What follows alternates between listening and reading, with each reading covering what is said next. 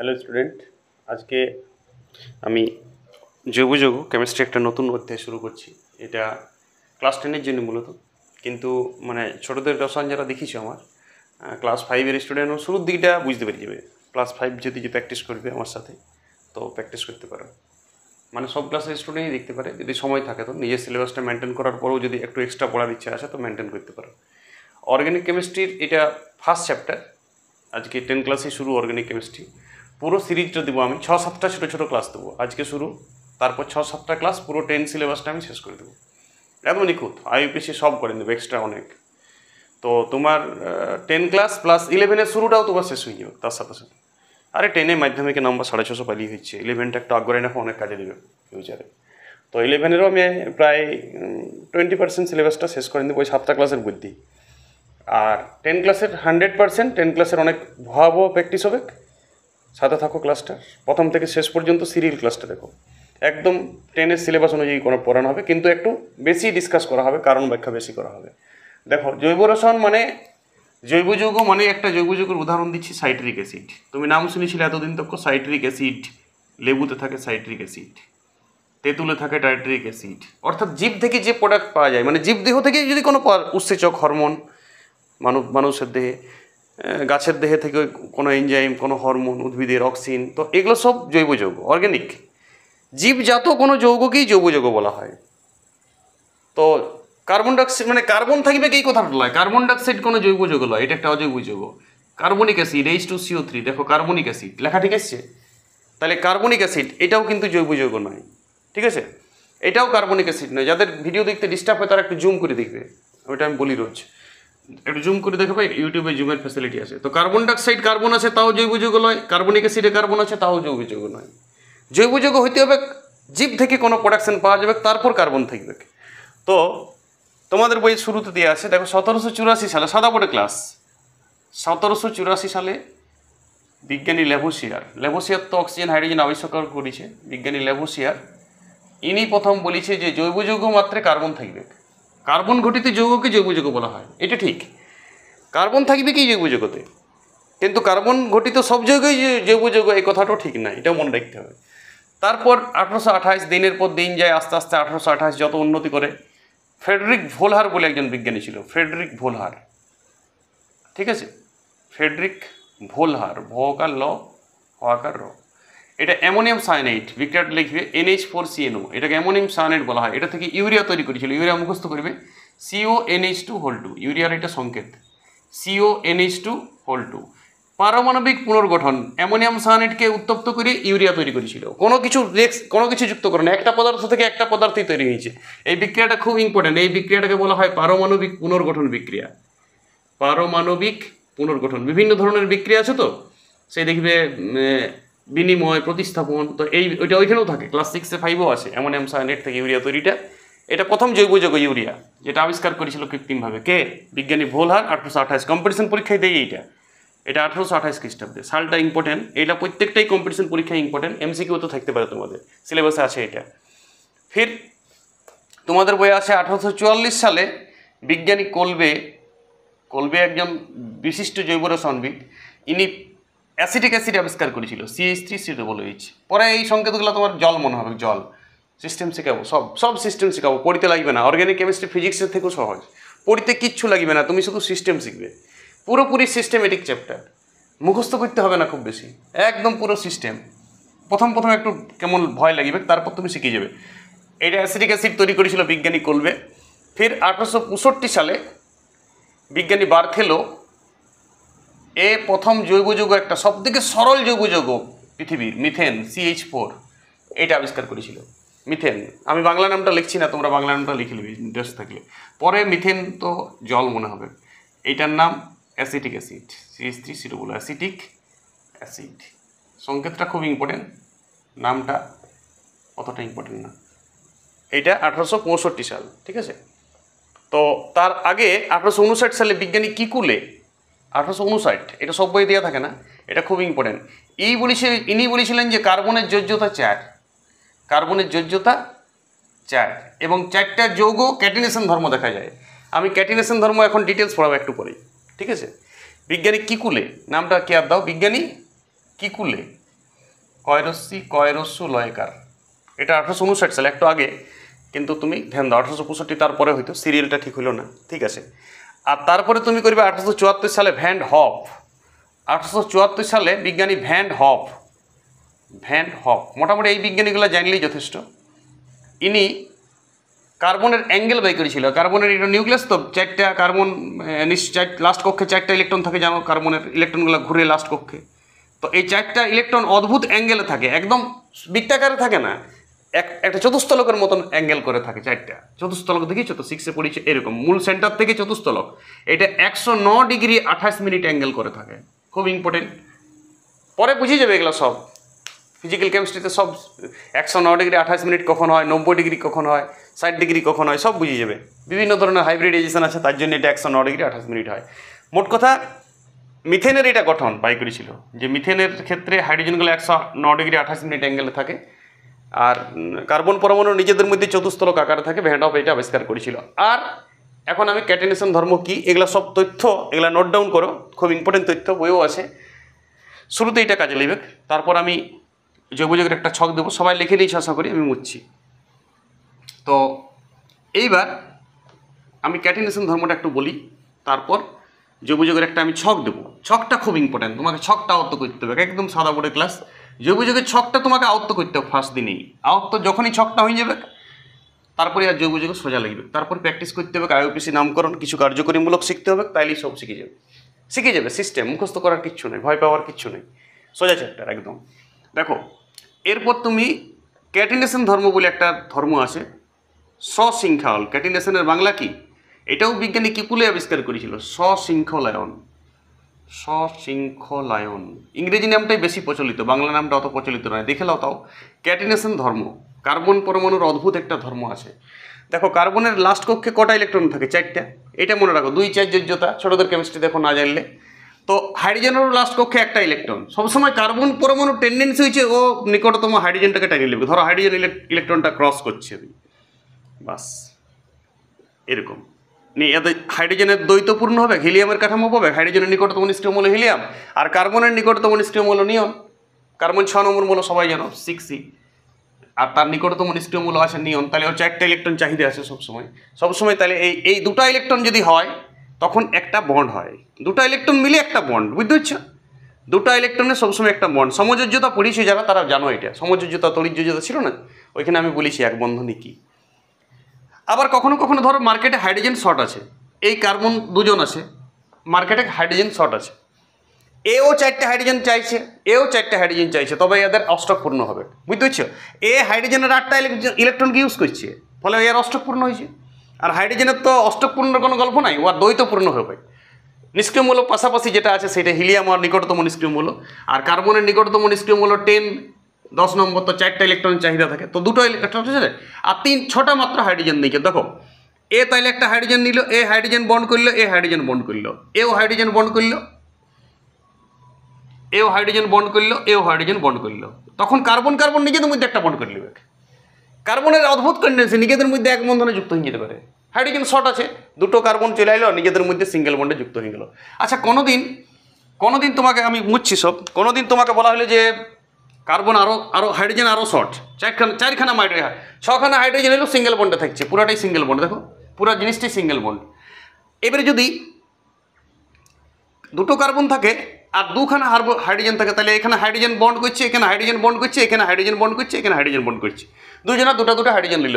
তখন নিজেদের মধ্যে ওরা কেমন যুক্ত হবে? ডাবল বন্ডে যুক্ত হয়ে যাবে। তার মানে ইয়ার 4টে যোজ্যতা পূর্ণ হয়ে গেল। দেখো, এইটা ইয়ার একটা ইলেকট্রন, ইয়ার একটা, তাহলে ডবল বন্ডও যুক্ত হয়েছে কার্বনে। আবার যদি দুটো হাইড্রোজেন থাকে, মার্কেটে খুব শর্ট, তখন কার্বন দুটো আছে কিন্তু হাইড্রোজেন আবার দুটো, তখন একটা হাইড্রোজেন নেবে, একটা হাইড্রোজেন নেবে, তখনও তো ইয়ার আরও অষ্টকপূর্ণ হয় নাই। এ তো দুটো ইলেকট্রন, আর এখানে 3টা নিজের আছে, তাহলে 2 আর 3 5টা ইলেকট্রন, তাহলে 8টা কী করে হবে? তখন এই কার্বনের 3টা ইলেকট্রন আর এই কার্বনের 3টা ইলেকট্রন পাশাপাশি চলে আসবে, ইয়ারও 3টা নেই, এ পুরাটা ইউজ করবে, তখন এটা ট্রিপল বন্ড হয়ে যাবে। কথাটা বুঝতে পারছো? তাহলে কার্বনে মাঝে মাঝে এক বন্ধন, দ্বিবন্ধন, ত্রিবন্ধন, শাখা শৃঙ্খল, বিরাট বড় কার্বনের লম্বা চেন পাবে ফ্যাটি অ্যাসিডে, রিং চেন পাবে কার্বনে। কার্বন মানে বিভিন্ন ধরনের, কার্বনের একটা বৃত্তাকার চেনও পাবে মাঝে মাঝে, মানে যখন যেমন তখন তেমন যুক্ত হয়ে যেতে পারে। এই ধর্মটা আর কোনো পরমাণুর নাই। এই ধর্মটাকে বলা হয় ক্যাটিনেশন ধর্ম। খুব ইম্পর্টেন্ট এইটা, বিজ্ঞানী কিকুলে এটার ধারণা দিয়েছিল, ঠিক আছে। কিকুলে যোজ্যতাও বলেছিল 4, আর এই ক্যাটিনেশন ধর্মের ধারণাটাও বিজ্ঞানী কিকুলে দিয়েছিল। তো ক্যাটিনেশন ধর্ম মানে কি, কার্বন পরমাণুগুলো নিজেদের মধ্যে এক বন্ধন, দ্বিবন্ধন বা ত্রিবন্ধনে যুক্ত হতে পারে, বিভিন্নভাবে বিভিন্ন ভঙ্গিমায় যুক্ত হতে পারে, যখন যেমন তখন তেমন করতে পারে এরা। তার জন্য কার্বনের এই বিশেষ ধর্মটার জন্যই পৃথিবীতে কার্বন ঘটিত যৌগ এত বেশি এবং অর্গ্যানিক যৌগ এত বেশি। জৈব যৌগের পরিমাণ 10 লক্ষাধিক, অসীম। জৈব যৌগের কোনো সীমা নাই, আবিষ্কার হয় না। জৈব যৌগের কোনো সীমাই নেই, তুমি যখন বুঝবে তখন বুঝতে পারবে। অসীম, 10 লক্ষেরও বেশি, সীমাই নেই কোনো, বলা যাবে না। অসীম জৈব যৌগ আছে পৃথিবীতে, আবিষ্কার হয় নাই, কিন্তু অসীম জৈব যৌগ সৃষ্টি করা যাবে, ঠিক আছে। চলো এবার আমি জৈব যৌগের বেসিকটা একটু বলছি। জৈব যৌগ তোমাকে মনে রাখতে হবে মিথ, ইথ, প্রোপ, বিউট। মিথ, ইথ, প্রোপ, বিউট আজ থেকে তুমি শুরু করো। 4 সুরের জিনিস, 4টা সুর দিয়ে পড়াশোনা করবে।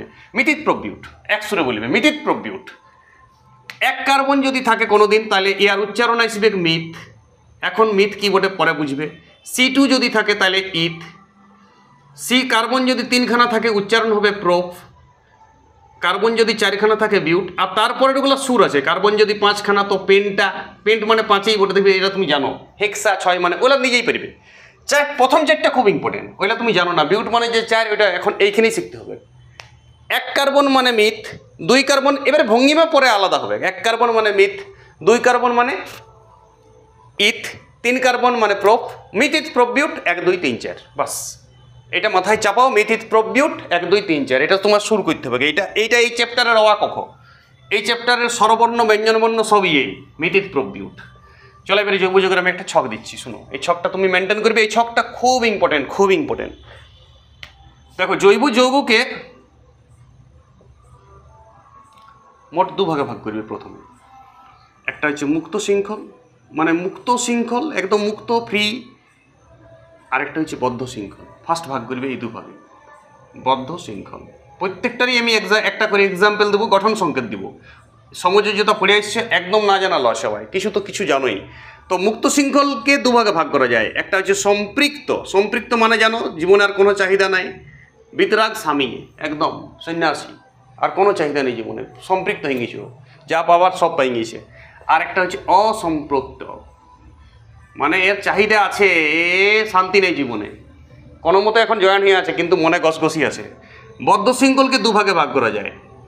একটা হচ্ছে হোমোসাইক্লিক, সাইক্লিক কি বটে পরে বুঝবে, যখন আমি উদাহরণ দেবো তখন বুঝবে। আর এটা হচ্ছে হেটারোসাইক্লিক।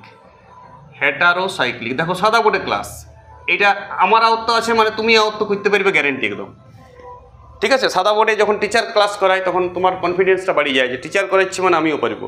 আর লেখা এসে গেলো, রিডিং পড়লেও সেটা তো টিচারই পাচ্ছে না, তখন তোমার কনফিডেন্সটা একটু ডাউন হয়। তো সম্পৃক্ত জৈব যৌগের উদাহরণ সব এন দিয়ে হবে। এন আমি লেখাবো, সব লাস্টে এন আসবে। আর মূল নাম তো তোমাকে বলে দিয়েছি, মিথ, ইথ, প্রোপ, বিউট।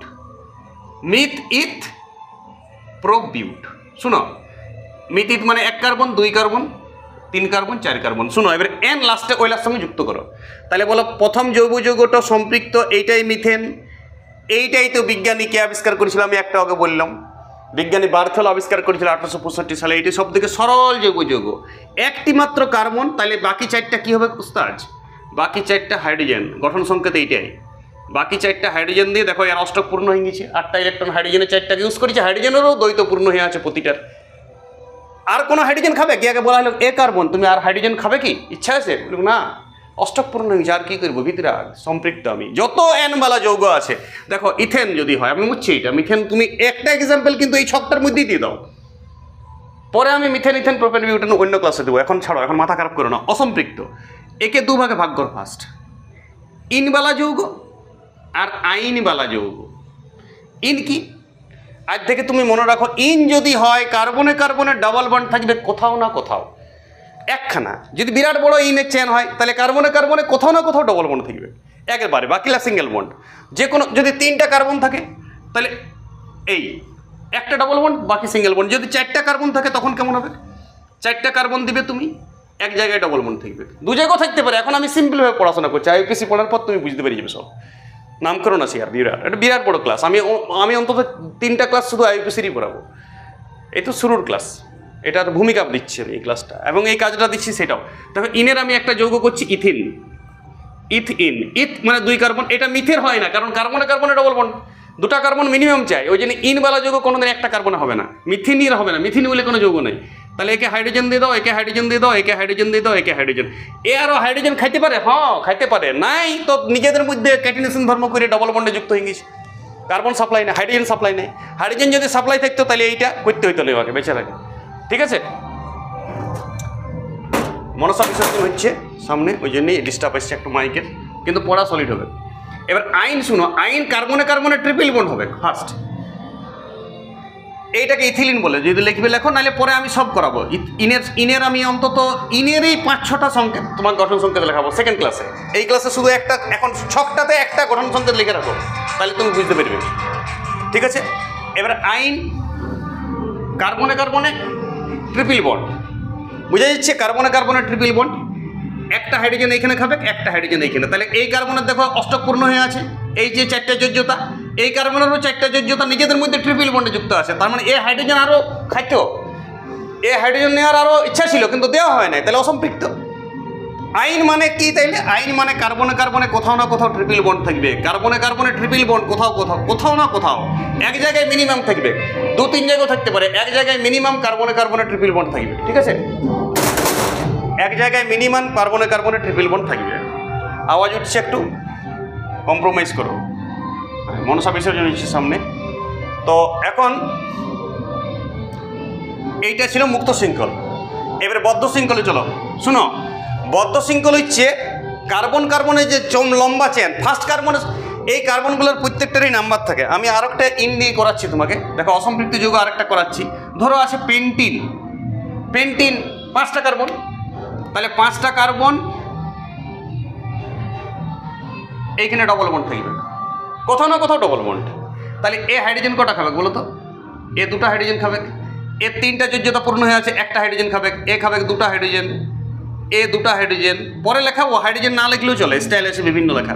অত হাইড্রোজেন কে লিখবে? কিছু না লেখা মানে হাইড্রোজেন অর্গানিকে, কিছু যদি না লিখি সেটাও হাইড্রোজেন। আমি পড়াবো নেক্সট ক্লাসে। তো এইটা দেখো ফার্স্ট কার্বন, এইটা সেকেন্ড কার্বন, এইটা থার্ড কার্বন, এইটা ফোর্থ কার্বন, এইটা ফিফথ কার্বন। বা এইটাকে তুমি ফার্স্ট কার্বন করতে পারো, যেখানে ডবল বন্ড আছে সেখানে ফার্স্ট কার্বন 1 2 3 4 5 এই দিক থেকে হয় সিরিয়াল করবে বা দিক থেকে। তাহলে এই ফার্স্ট কার্বন আর লাস্ট কার্বন যদি কোনোদিন আবার কানেকশন থাকি যায়, তখন সেটা বদ্ধ শৃঙ্খল। কথাটা বুঝতেছি? এটা খোলামেলা চেন, এইগুলা মুক্ত শৃঙ্খল ছিল। সম্পৃক্ত অসম্পৃক্ত যাই হোক, এনবালা সব যৌগ, মিথেন ইথেন প্রোপেন বিউটেন সব সম্পৃক্ত। ইনবালা মিথিন ইথিন প্রোপিন বিউটিন সব অসম্পৃক্ত। আইনবালাও সব অসম্পৃক্ত। আইনে কোথাও না কোথাও কার্বনে ট্রিপল বন্ড থাকবে, ইনে কোথাও না কোথাও ডবল বন্ড থাকবে, বাকি হাইড্রোজেন দিয়ে পূর্ণ হবে। এনে সব জায়গায় সিঙ্গেল বন্ড, এনে কোনো ডবল বন্ড থাকবে না, সম্পৃক্ত, বাকি হাইড্রোজেন দিয়ে পূর্ণ হবে। হোমোসাইক্লিক শোনো এবারে, বদ্ধ শৃঙ্খলের ফার্স্ট কার্বনের সঙ্গে লাস্ট কার্বন যদি কানেকশন থাকে তাহলে সেটা হোমোসাইক্লিক। এটা 2টা ভাগ আছে, একটা হচ্ছে অ্যালিফ্যাটিক। অ্যালিফ্যাটিক আর কিছুই না, ধরো আমি 3টা কার্বন আছে, এই কার্বনে কার্বনে এরকম একটা চেন থাকবে এই, তাহলে বাকি এখানে 2টা হাইড্রোজেন হবে। বুঝতে পারছো তো? এই কার্বনটা কটা নেবে? 2টা, সবারই চতুর্থ পূর্ণ হবে, কিন্তু ফার্স্ট কার্বন আর লাস্ট কার্বন কানেকশন হয়ে আছে। তখন এইটাকে দেখো সিঙ্গেল বন্ড, গোটাই গোটাই সিঙ্গেল বন্ড, কোথাও ডবল বন্ড নাই। আবার কার্বনের 3টা কার্বন আছে, 3টা দেখেই তুমি প্রোপ। 3 কার্বন পাইছো না প্রোপ, 3 কার্বনে মিথ ইথ প্রোপ, তাহলে এটা হবে প্রোপেন হবে। কিন্তু প্রোপেন এইখানে ছিল প্রোপেন এনে, তখন এইটাকে বলবো আমরা সাইক্লোপ্রোপেন। সাইক্লোপ্রোপেন। এরকম যদি 4 কার্বন থাকে তাহলে সাইক্লোবিউটেন, 5 কার্বন থাকলে সাইক্লোপেন্টেন। কথাটা বলছি, সাইক্লো কথাটা আগে দিতে হবে। ঠিক আছে, আমি একটা সাইক্লোপ্রোপেন আঁকে দিচ্ছি তোমাদের, এইটাই সাইক্লোপ্রোপেন। আর বাকি এখানে কিছু নাই মানে হাইড্রোজেন, ওইটা হাইড্রোজেন না লিখলেও চলে, দাগ দেওয়া মানে হাইড্রোজেন, বাকি কিছু নাই মানে হাইড্রোজেন। এটা সাইক্লোপ্রোপেন। এটা একটা এক্সাম্পল থাক। এটা হচ্ছে অ্যালিফ্যাটিক, এটা হচ্ছে অ্যালিফ্যাটিক। অ্যালিফ্যাটিক হোমোসাইক্লিক। হোমোসাইক্লিক বলতে মূল চেনে এই যে কার্বন ছাড়া অন্য কিছু পরমাণু নাই, শুধু কার্বন পরমাণু থাকবে, তখন তাকে বলা হোমোসাইক্লিক। হোমোসাইক্লিক দুটোই, অ্যালিফ্যাটিক ও হোমোসাইক্লিক। এবার অ্যারোমেটিক দেখো, স্পেশাল রিং। অ্যারোমেটিকের আমি রিংটা স্পেশাল বলছি, কার্বনে 6খানা কার্বন থাকবে অ্যারোমেটিকে, এটাকে বেঞ্জিন রিংও বলা হয়। Single bond double bond, single bond double bond, single bond double bond, মানে একটা সিঙ্গেল তো একটা ডবল, একটা সিঙ্গেল তো একটা ডবল, আর বাকি হাইড্রোজেন দিয়ে পরিপূর্ণ করা আছে। দেখো সবার 4টা পূর্ণ করা আছে, লেখা নিচ্ছে তো বোর্ডে। বাস এইটা যদি উপস্থিত থাকে এই রিংটা, এটা অ্যাকচুয়াল বেঞ্জিন নাম, এর পুরোপুরি বেঞ্জিন নাম লিখে রাখতে পারো। এই রিংটা যদি থাকে তখন তাকে বলে অ্যারোমেটিক। অ্যারোমেটিকের আমি আরও অনেক উদাহরণ দেবো পরে। এখন একটা দিয়ে ছকটা করার জন্য একটা করে উদাহরণ লিখে রাখো, তাহলে ছকটা তুমি বেনিফিট পাবে। মানে ছকটাকে অর্থ করতে হবে কি ফার্স্টে, এটা তো আমার সিলেবাস, এইটুকু সিলেবাস নেই পড়াশোনা, তার জন্যই মোটা মোটা বই, শুধুমাত্র অর্গানিক কেমিস্ট্রি বলে একটা বিষয় আছে, পরে বুঝতে পারবে ইলেভেন্টাল বইটি, ঠিক আছে। আর অনার্স ফনার্স করলে তো অর্গানিক নিয়ে আলাদা করে রিসার্চ করা যায়, অর্গানিকেরই একটা শুরু হচ্ছে, এটা ক্লাস 10 একটা শুরু করে দিয়েছি শুধু পড়াটা, ক্লাস 10 তাও আমি 7-8টা, দরকার হলে 10টা ক্লাসও দেবো, যতক্ষণ না বুঝবে ছাড়বো না, সিরিজ ক্লাস চলবে ক্লাস 10। তাহলে এটার নাম সাইক্লোপ্রোপেন। তুমি যদি এটা 4টা রিংয়ের কার্বন করো, মোট কথা মূল রিংয়ে কার্বন ছাড়া কোনো কিছু নাই। দেখো এইটাও মূল রিংয়ে কার্বন আছে, মূল রিংটা, মেন রিং তো এইটা। মূল রিংয়ে যদি শুধু কার্বন থাকে তখন তাকে হোমোসাইক্লিক বলা হয়। হোমোসাইক্লিককে দুভাগে ভাগ করা যায়, এটাকে বলা হয় অ্যারোমেটিক।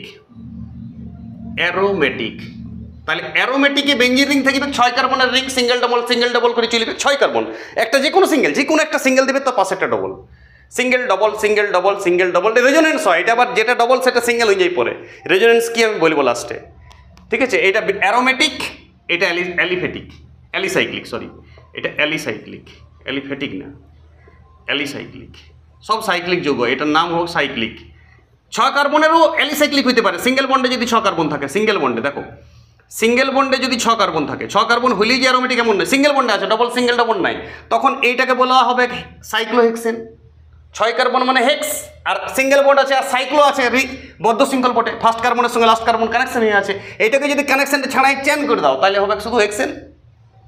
আর যখনই ফার্স্ট কার্বনের সঙ্গে লাস্ট কার্বনটা জুড়ে দিবে তখনই বদ্ধ হয়ে গেল, আর কেউ ঢুকতে পারবে না ভিতরে, বাকি হাইড্রোজেন দিয়ে কভার হবে, বাকি যার যটা হাইড্রোজেন দরকার, এর 2খানা করে হাইড্রোজেন দরকার, তখন এইটাকে বলা হবে কি, এই 6 কার্বনের রিংটাকে লেখা হবে, আমি এখানে লিখছি, এটাকে বলা হবে সাইক্লোহেক্সেন, সব সাইক্লো। ওই জন্য এর নামটাই কি, এর নামটা হচ্ছে অ্যালিসাইক্লিক। আর এটা অ্যারোমেটিক, অ্যারোমেটিক মানে 6 কার্বনের রিং। 6 কার্বনের রিংয়ের বিভিন্ন ভ্যারাইটি আছে, পরে আমি বলবো। 6 কার্বন রিং মূল জিনিসটা 6 কার্বন রিং। 6 কার্বনের রিংটা কেমন হবে, আবার সিঙ্গেল বন্ডে হবে না পুরাটা, সিঙ্গেল ডবল চলবে। এই গেল অ্যারোমেটিক। এবার আমি লাস্ট পড়াবো হেটারোসাইক্লিক। এটা আমি মুছছি, জায়গা নেই, ওই জন্যে তোমরা একটা ছক বানাবে, যে ছকটাতে সব লেখা থাকবে, একটা করে এক্সাম্পল গঠন সংকেত দিয়ে লেখা থাকবে, শুধু নাম না, এক্সাম্পল। ছকটা বড় কাগজে সাজাবে এবং আমি দেখাবো কী করে সাজাইতে হয়।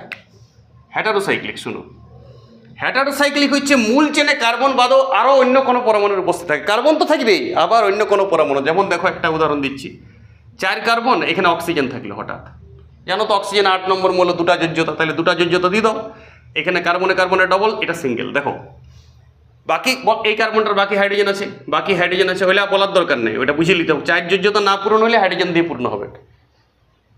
এইটার নাম ফিউরান, স্পেশাল মুখস্থ করতে হবে, এটার নাম হচ্ছে ফিউরান। অক্সিজেন তখন থাকবে, 4 কার্বন আর অক্সিজেন, ঠিক আছে।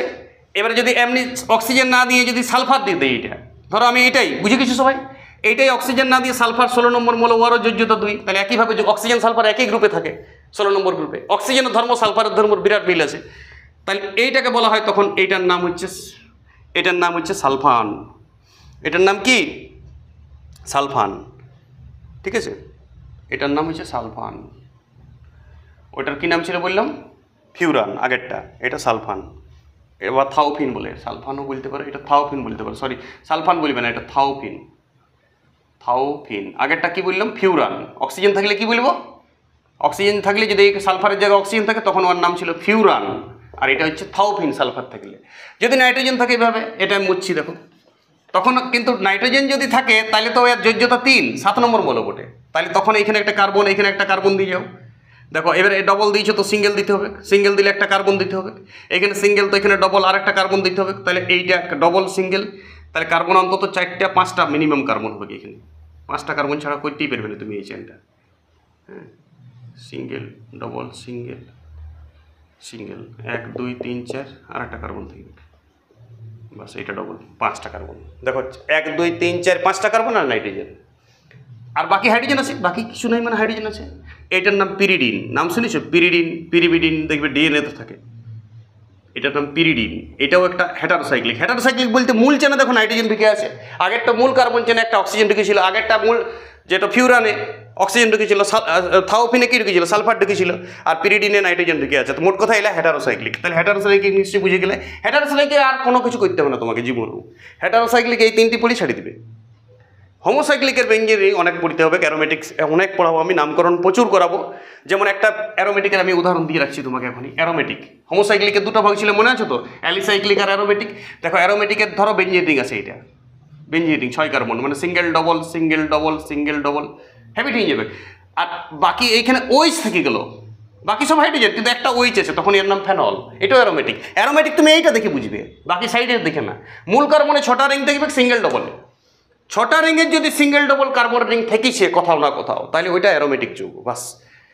আর যদি বাকি বাকি মানে বদ্ধ শৃঙ্খল আছে কিন্তু সিঙ্গেল ডবল নাই কার্বনে, 4 কার্বন থাকতে পারে, 3 কার্বন, এমনকি 6 কার্বনও থাকতে পারে, কিন্তু সিঙ্গেল ডবল নাই, তখন ওর নাম হবে সাইক্লোহেক্সেন।